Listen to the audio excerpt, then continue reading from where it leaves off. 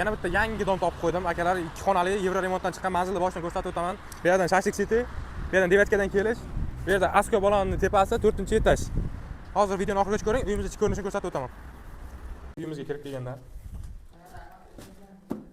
ichki ko'rinishni ko'rishingiz mumkin. Did bilan bezatilgan, hamma joy oynalariga netcha.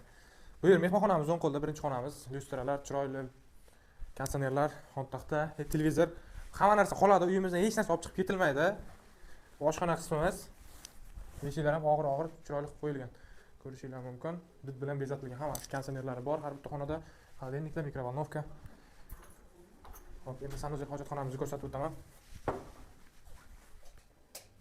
Hojatxona sanuzel kir mashina ko'rib turganlaringdek, bu yerlar ham chiroyli.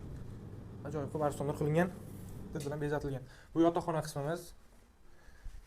Ko'rishingiz mumkin. Spalni mebel, hamma narsasi qoladi. Bu yerda ham konditsioner bor.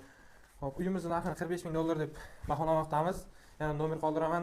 Bemalol pastda nomer orqali gaplashishinglar mumkin.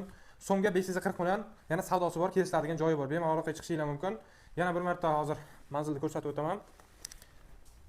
Jaluzi pardalar ko'rib turganlaringdek. Jaluzi pardalar, Farhod Nondak, lazzat taomlar ko'pchilik biladigan.